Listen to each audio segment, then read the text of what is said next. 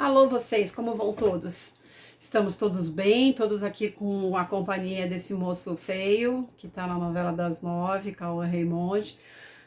Eu sou Cristina Padiglione, jornalista que fala, escreve, pensa e vê televisão e tá muito ligada também nas questões do audiovisual, de maneira geral, mas voltadas para a tela em domicílio, né? Então a gente fala televisão, streaming, ou televisão no celular, enfim. Mas é isso, e eu cubro televisão desde 1990. Comecei ali com o Flávio Rico, que hoje faz a coluna no R7, meu querido mestre. Trabalhei na Folha da Tarde, onde inaugurei a coluna Zap, o jornal acabou, a coluna passou para o jornal Agora, São Paulo. E eu também fui para outros lugares, fui para o Estadão, fui editar revista de celebridade, fui para o Jornal da Tarde, assim, fui muito feliz no Limão, sempre digo isso. Voltei a Barão de Limeira da Folha de São Paulo, também sou muito feliz lá. E eu voltei para a coluna Zapping, que eu tinha inaugurado em 92, e em 2018 voltei para o jornal, para Barão, para escrever a coluna Zapping no Jornal Agora, já não tinha mais a Folha da Tarde. E depois o que aconteceu? O jornal agora acabou e eu faço essa coluna que é hoje no F5, que eu adoro. Então ali você encontra também novidades sobre TV. Diariamente estou atenta às novidades e às histórias da televisão.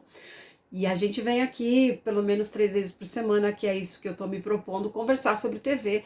Tem sido muito legal o retorno que eu tenho recebido aqui, muito, muito bom mesmo, assim, eu fico muito feliz de ver as pessoas interagindo, dando seus pitacos, me sugerindo temas, né, concordando ou apoiando alguma coisa que a gente escreveu aqui, e pode também não apoiar, né, porque o bacana do debate é esse, assim, a gente falar sobre TV e algumas coisas que eu digo aqui podem não agradar. Então, por favor, ative o sino aqui embaixo desse vídeo e aí você fica sabendo quando eu apareço por aqui e a gente pode trocar melhor informações sobre cenas vistas e etc. Eu queria começar, o Cauã tá aqui porque uma das sugestões que eu recebi foi falar de Terra e Paixão. Então eu vou falar de Terra e Paixão aqui. E vou falar também sobre Vai na Fé e sobre, hoje eu queria concentrar um pouco a atenção nisso, essa preocupação da Globo em agradar um público conservador, que a gente falou também já disso aqui, né, é um público grande, a gente teve aí uma eleição muito acirrada, de novo, né, desde 2014, mas essa foi mais porque a gente acho que a gente chegou a uma coisa, é assim, impressionante isso, é cada vez mais passional essa discussão, né, o debate, acho que tem faltado aí argumentação pragmática, objetiva, em cima de um debate político, mas o fato é que a gente tem um público grande de pessoas conservadoras, a Globo tem que agradar esse público sob o pretexto de agradar quem consome, né, você tem um país em que 40%, 45% conservador, mas você não tem um país de 45% em que as pessoas são extremamente conservadoras, não tem, assim, isso basta a gente, pode até fazer um levantamento melhor, mas o fato da gente ter tido ali 45, 48, ter, sei lá, uma diferença pequena na votação entre duas figuras que representavam campos diferentes, ideológicos, não significa que aquele monte de gente é super conservador, né, não significa. Então a Globo tem feito um trabalho de eliminar cenas entre pessoas do mesmo, cenas de beijo entre pessoas do mesmo sexo, na novela das 7, que era um avanço que a gente já tinha encontrado em Malhação, Malhação já tinha exibido isso, mas pior do que fazer isso na novela das 7, sob o pretexto de que a novela tem um objetivo também de trazer de volta um público, trazer de volta ou trazer pela primeira vez, não sei, um público evangélico que não tem a Globo entre as suas prioridades. A gente tem uma protagonista evangélica, tem uma preocupação em contemplar também a diversidade, a protagonista negra, muito bem. Todos esses segmentos, vamos dizer assim, que eram mal contemplados pela tela da emissora, são segmentos muito representativos hoje no consumo de produtos. E daí isso interessa a publicidade e isso interessa a Globo.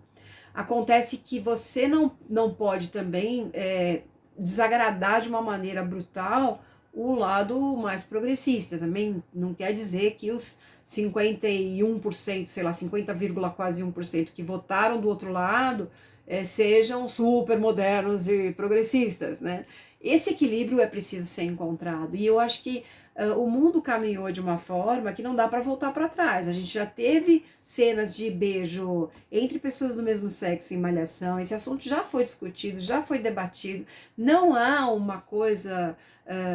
não há um descontrole vamos dizer, de ousadia nessa novela das 7 Vai na Fé para que haja esse monte de corte. A gente teve já Mulheres Apaixonadas, que está no ar, termina com um selinho entre duas atrizes. E o Vale a Pena Ver de Novo já exibiu isso num horário vespertino. A gente está agora com uma expectativa que essa cena não vá ao ar no final desta apresentação, dessa reprise que começou agora, porque a gente está vivendo um momento esquisitíssimo, né? Então eles fazem de repente celebrações pelo dia do orgulho gay, LGBTQIA+, e se comportam dessa forma como se fosse um tabu, um bicho-papão falar do afeto entre duas pessoas do mesmo sexo na novela das 7. E pior do que isso, como escreveu meu amigo Tony Góes na Folha, é o fato de eles terem cortado cenas de Aruanas, que é uma série que já está no Globoplay, e aí teve corte de cena de sexo e teve corte de cena de beijo às 11h30 da noite. Sendo que Aruanas é um produto é uma série sobre uma militância ambiental que previsivelmente atinge um público mais progressista. Então é muito esquisita essa puxada de freio que estão dando no conteúdo ali, de uma maneira como se isso fosse ofender as pessoas. Eu acho que está faltando equilíbrio e está faltando um pouco de visão para frente, né? A Globo sempre pautou um pouco, sempre olhou para frente, não ficou olhando para o retrovisor para ver o que ela perdeu no meio do caminho. E ela está se comportando dessa forma agora. Vai na Fé, apesar disso, é uma novela com 25 e tantos pontos de audiência, que é uma audiência ótima. A novela é muito boa, a novela da Rosana Svartman, tenho defendido aqui. E ela prova também que o problema de Terra e Paixão não é só a fragmentação de telas. Quando a gente fala assim, a novela das 9 não dá mais 30 pontos, na verdade deu. Agora, no ano passado, o Pantanal sim dava 30 pontos. Foi uma novela que conseguiu retomar esse patamar depois de algumas patinadas no horário, né, de Amor de Mãe, que era sensacional, sofreu pela interrupção em função da pandemia, mas ela também não chegava a 30. Agora, ela tinha elementos ali que eram muito úteis para o debate. Eu acho que ela trazia um engajamento, ela trazia uma discussão social sobre vários temas, assim como foi Um Lugar ao Sol, da Alicia Manso. As duas novelas, a da Alicia ficou num patamar de 22 pontos, foi uma audiência bem aquém do que a Globo estava. Na verdade, a novela que tem o recorde negativo do horário, mas como eu disse, assim, a novela tinha uma capacidade, um potencial para levar assuntos para a rede social. Essa novela agora, Terra e Paixão, não está muito bem, nem de audiência, nem de engajamento. Mas o Valcir Carrasco já se tocou ali, acho que teve um recorde de audiência, que foi em cima de um capítulo de embate entre pai e filho. Então essa composição, esse embate de Cauã Raymond com o seu Tony Ramos, que faz ali o Antônio de la Selva, né? Antônio de la Selva, eu acho tão mexicano esse nome, é verdade, eu acho maravilhoso. Mas assim, esse embate entre pai e filho é um negócio que tem funcionado bem e acho que ele vai trabalhar mais isso. Agora, não dá para dizer que Terra e Paixão tá nos 25, nos 24, né, normalmente 24, 25, mas tem dias que ela dá menos, que Vai na Fé. Lembrando que tem mais gente ligada, o número de televisores ligados às 9 é maior do que às 7, né, às 7h30, vamos dizer assim. Então, dentro de um percentual de televisores ligados, esse público absoluto de Terra e Paixão proporcionalmente é ainda menor do que o de Vai na Fé. A gente não tem ali só uma questão de que as pessoas estão assistindo outras coisas, a gente tem realmente uma falta de interesse que está pesando nessa novela. E falando em conservadorismo, a Globo tem se preocupado muito em vender aqui uma questão do agro bacana, o agro do bem, né? O agro que, na verdade, era o Zé Leôncio, do Pantanal. Mas aqui o Tony Ramos é o representante do agro do mal. Então tem um discurso do Cauã o tempo todo como um contraponto do pai, um agricultor ali, um fazendeiro que defende a visão, defende um agronegócio feito para o meio ambiente e tal. É bem interessante isso, porque é um descompasso também com esse Congresso que acabou de esvaziar, que acabou de votar contra que está andando na contramão do que a gente está falando sobre a necessidade de demarcação de terras indígenas, sobre a necessidade da preservação florestal, o quanto isso pesa para o meio ambiente, para o futuro do mundo, do planeta e tal, né? E aí você tem um conflito da Globo que é agradar a maior parte desse universo, que somos nós, pessoas interessadas num planeta legal, ou agradar um pequeno grupo que ganancioso, na verdade, mas que ajuda a pagar boa parte das contas da publicidade que entra na tela da emissora. E existe também um interesse ali de fôlego para financiar esse discurso que seja mais agropop, agrotech do que foi Pantanal. Pantanal tinha uma pegada mais artesanal. O Zé Leôncio era tido ali como um rei do gado que tinha várias fazendas, mas na fazenda dele ele fazia uma coisa bem artesanal. Então, o protagonismo desse agro no Pantanal era totalmente diferente daqui, onde eles realmente estão interessados em agradar um pequeno grupo com muito dinheiro, sem desagradar um grande grupo interessado no meio ambiente. Enfim, é um dilema, né? Eu não sei como é que faz, mas de novo eu acho que estão olhando para o retrovisor e tem um desafio de andar entre esses dois universos. Eu acho que o Valcir agora, falando sobre história mesmo, né? Algumas pessoas falaram, pô, a Suzana Vieira, que fazia o personagem mais interessante, morreu na história. Então, o embate aqui é muito pai e filho, e ele tem tido a oportunidade de fazer o que ele fez já em outras novelas, que é ir ajustando a carroça no meio do caminho, que a gente chama de trocar o pneu com o carro andando. E agora a Globo vai ter, na sequência, mais uma novela que é do universo rural, mas, de novo, nesse mundo de Benedito Rui Barbosa, Renascer, né? Renascer é mais artesanal. Renascer tinha até o 93 cenas icônicas do Marcos Palmeira amassando cacau, né? Na novela e tal. Ela tem uma pegada mais interessada vamos dizer, no homem do campo, né? Numa agricultura familiar e não tanto numa agricultura industrial como essa que tem sido muito, muito incensada aqui em Terra e Paixão. O autor também tem trabalhado com essa questão dos meninos bonitos. Essa aqui é uma cena de embate entre o Cauã e o Leandro Lima, que é o delegado lindo também.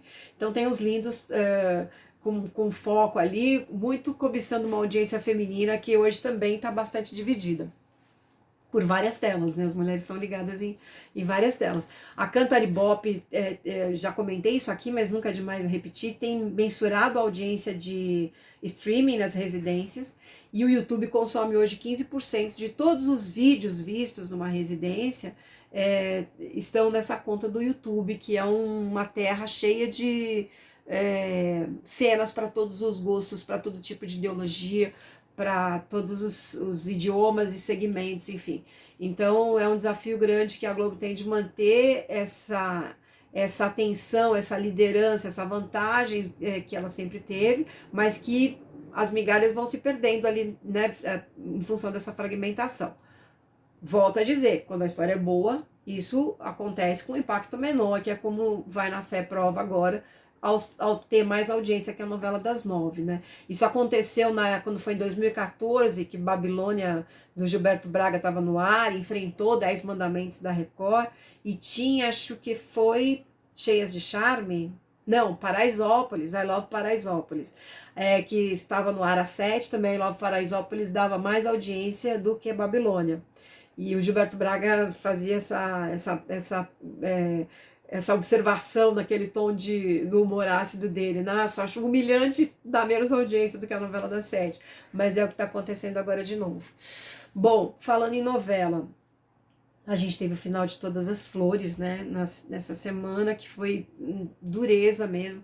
A gente incensou muito a novela do João Emanuel, porque Travessia era uma novela que não agradava muito, que patinava também a beça. Então todo mundo falou, nossa, a melhor novela está no streaming. De fato, Todas as Flores tinha uma premissa, tinha uma história, né? Eu sempre falo isso, se você puder contar sobre o que a novela já é, uma perspectiva de que ela pode dar certo. Travessia a gente não conseguia dizer sobre o que era, e Todas as Flores sim. E a novela tinha um elenco incrível, um acabamento mais interessante. O fato de ela ter 85 capítulos e condensar melhor a história era um fator vantajoso para ela, né? Pesava a seu favor. Mas o fato é que a novela, depois da segunda semana, a primeira semana acho que foi bem nessa segunda fase, a novela foi até dezembro, daí ela voltou em abril, voltou bem, mas ela logo, se perdeu de uma maneira que se coroou na perdição absoluta, lost total, no último episódio.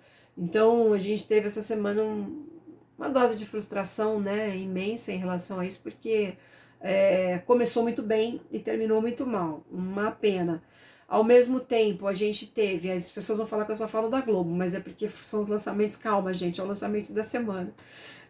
Mas essa semana a gente teve essa questão de Todas as Flores, que foi um balde de água fria. Eu escrevi na minha coluna Zapping que parecia paródia do Cacete Planeta, porque a gente viu coisas inacreditáveis na reta final. A gente teve um bebê que passou 6 meses da história ali, tudo acontecia no mundo e o bebê continuava do mesmo jeito. Eu entendo a dificuldade que é você gravar com um bebê, né?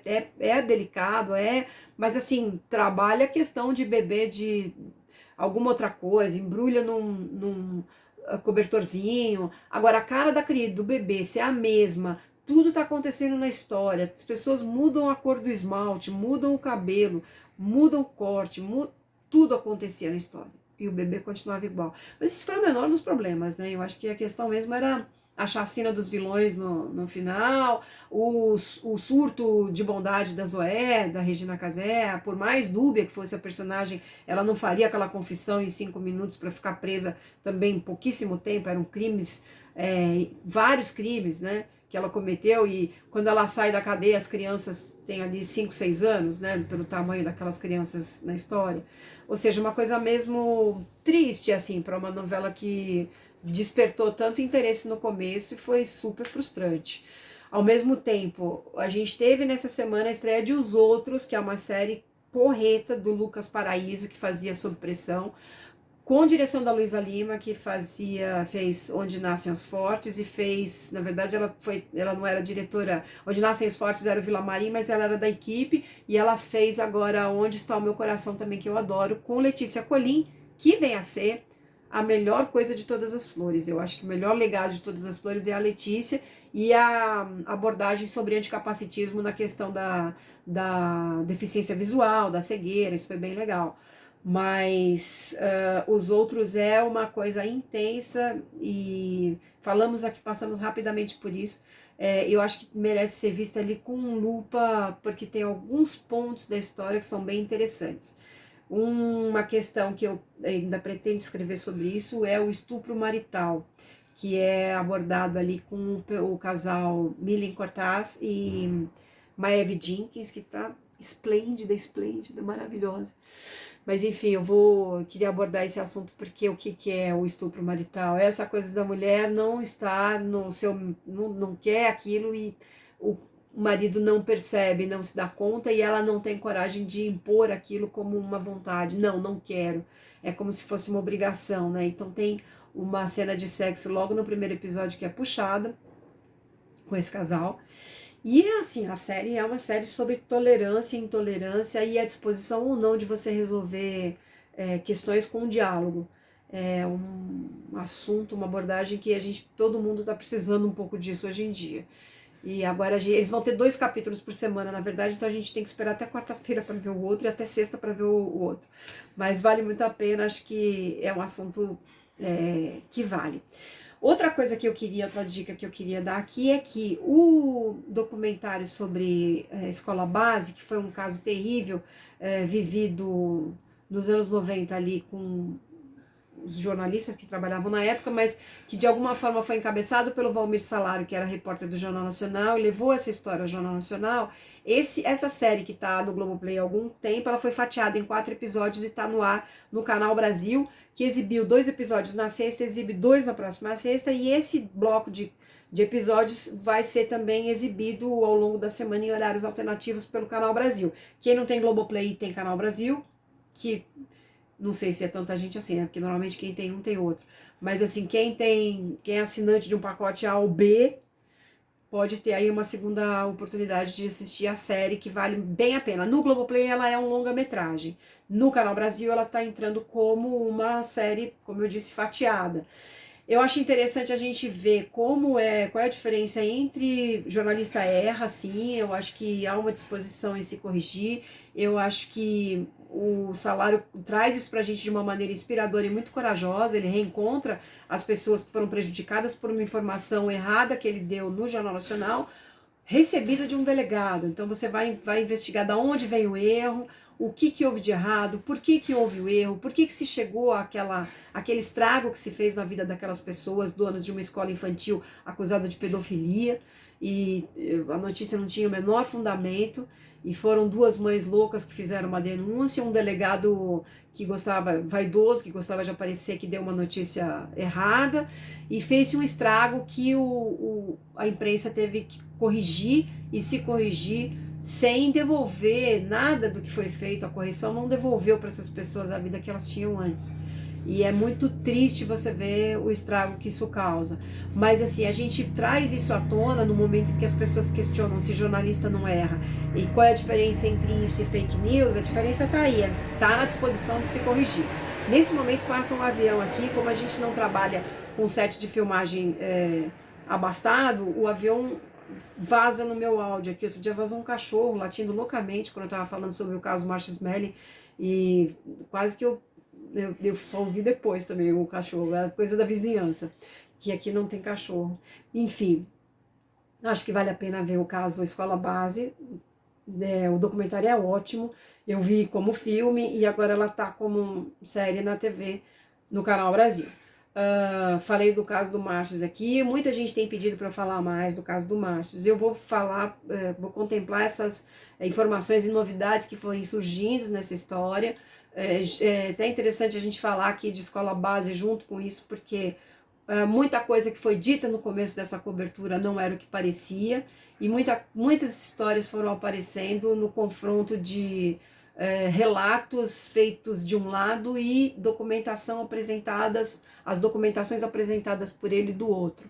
São mensagens, vídeos, contextualizações que destroem boa parte das narrativas, e eu acho que isso tem que ser contemplado na mesma medida em que foi dado espaço para o lado acusador, porque a gente tem uma necessidade de rediscutir assédio moral e sexual no ambiente de trabalho, tem uma ânsia de dar as coisas os nomes que elas deveriam ter e não foram dados, tem uma ânsia em corrigir atrasos históricos sobre esse assunto, mas a gente não pode entrar num entusiasmo maluco de não enxergar o que tem aparecido de documentação que fragiliza muito as denúncias que foram feitas contra ele. Então é um compromisso meu de atualizar vocês em relação aos assuntos. O Feltrin tem feito isso também no canal dele, e eu tenho tentado ouvir sempre os dois lados, o lado do Márcio, o lado que levou as acusações, o contexto de cada uma dessas denunciantes, o que tem em discussão na justiça nesse momento, quais são as novidades, enfim.